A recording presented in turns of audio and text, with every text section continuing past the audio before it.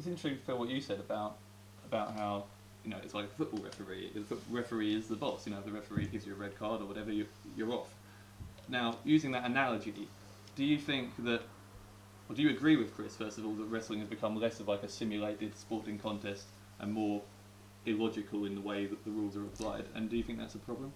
Well, obviously, I mean, in my past, you know, I suppose I came from a different school of thought. Was yes, you know, we involved the referees, but it was never more than just taking the pad off or distracting the referee and going for a near fall. You know, once he's kicked out, but obviously, or I've been pinned for more than three count, and obviously, but the referee's distracted.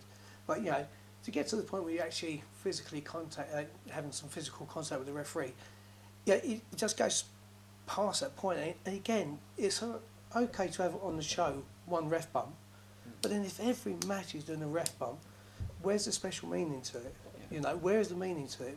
It becomes standard then, and not unexpected. It becomes almost expected, not unexpected. And this is what you need to do with the crowd. You always need to give them that something that's unexpected. Otherwise, as I said, it becomes commonplace. So I really do, to try and get this back to being a legitimate sport as possible, we need to have those sets of rules, because again, without rules, where's the barriers, where's the limits? You know, we need to have that authority figure, you know, absolutely gaffing the match, because again, you might as well not have a referee in there. I think that the reason it's interesting now as well, Dave, is you mentioned about the evolution of wrestling, and actually, if you look around the table, it's an interesting mix of how we've all, you know, I guess from a generation perspective, Phil was from the generation, he was one of the last guys in the UK that got the traditional training that came through a system where you would learn respect for the wrestling business, and also you would learn from people like Dave Finlay and, you know, Marty Jones and people that, you know, and there would be promoters who, with Brian Dixon, you know, who if you were doing things wrong would tell you, because he was there watching the shows. And so then, but you bridge the gap going into the new school because you were accepted by that generation as well. And when I started, I was one of the first guys, along with Doug Williams, Jody and Johnny, who had come through the unofficial system, as you'd call it, which was the Hammerlock School of Wrestling. Somebody, Andre Baker, who was not accepted by that establishment, set up a school. And it really wasn't a school, because we weren't really taught. We were self-taught after a few sessions, and it was a place where we could go, use the ring, and become wrestlers. And I think it's important to see the influence that had, because by the time we left there, we then thought, well, he set up that's what I did in 2001. I set up a school, he'd set up a school, I'd been wrestling 5 years. There's nobody to tell you, because from my generation, we were told not to disrespect the old school, but what happened was, when we started doing shows, when we left Hammerlock, we realised that we had been really duped for 5 years and we'd been treated really badly. And we were victims of that system. We were victims because we were just, you know, young. I was 13, we just wanted to wrestle. So when somebody takes that much money off you every week and you do that many matches and you're being told by people you're not a pro wrestler, it's like, hold on a second, I've been wrestling 4 days a week, running a wrestling training school, and you're telling me I'm not a wrestler because I didn't come through your system. So it gave us a sense of resentment, to be honest. And then when we went and started working for the old school, we left Hammerlock and we were on our own. We turned up at a show. Were you there, Phil? I think I was. There was only a few. That's when Phil was one of the few guys that was cool with us and stuff. But we got a real hard time. We were in a rumble, and the rumble actually became almost like a real fight with a group of us in the ring against like a group of the old school guys. And so we basically were complete outcasts. So what was there? FWA Mark was running it, and then that was you said evolution, but evolution, unless it evolves naturally, it needs a revolt, which is where revolution comes from. If you take two words and you put them together, so that was our revolution against the establishment of pro wrestling, and we sort of changed it, and then as Chris has come along, Chris then came along after that had taken place. So we've all come from different. We've been quite instrumental, all of us, in the different generations that have changed it. And I think the evolution needed to happen. But I think what's happening now is wrestling has to evolve again, because we've really. I think when FWA sort of, I say FWA, I'm using the UK scene, but if we look on a worldwide level, we could say that ECW was the American equivalent.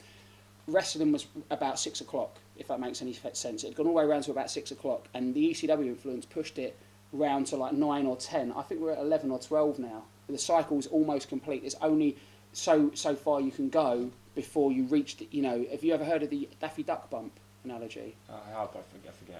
Very interesting analogy. Paul Heyman called it the Daffy Duck bump. It's basically back in the old cartoons. I think it was Roadrunner and Daffy Duck. I'm not sure whoever it was, and they'd both be trying to outdo each other. Basically, maybe it was Bugs Bunny and Daffy Duck, and one would have a gun, one would have a rocket launcher. And it would get more and more ridiculous until eventually Daffy Duck would pull out something, but it would kill him, and you'd see his little shadow with his little going up with a harp.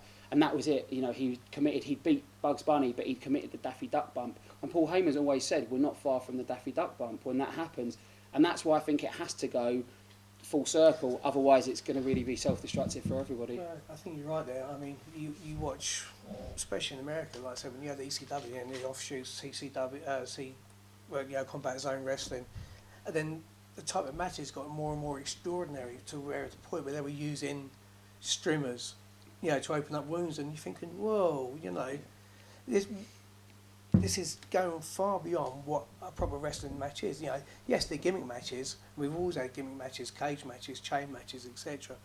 But when you start using those type of matches, or doing it into light bulbs where people can seriously injure themselves, you've got to bring it back down to the base sport, which is it's a person on person. Physical struggle or strength. It's not wrestling and technique. Anymore, it's just violence for the sake of It's a violence. spectacle.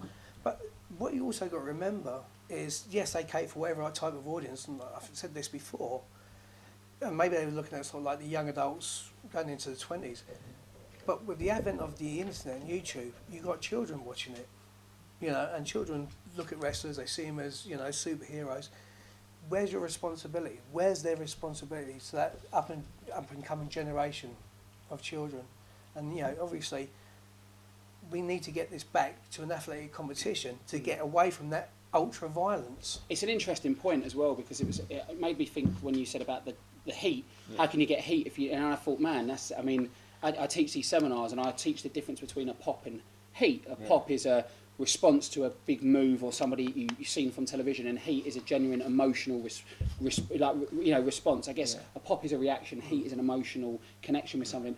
And wrestling is always drawn not on pops, but maybe one off. You can go, oh man, this match is going to be crazy, well I have to watch that. But that's for opportunistic fans that will tune in to watch that. Or there's a difference between an opportunistic customer and a core customer.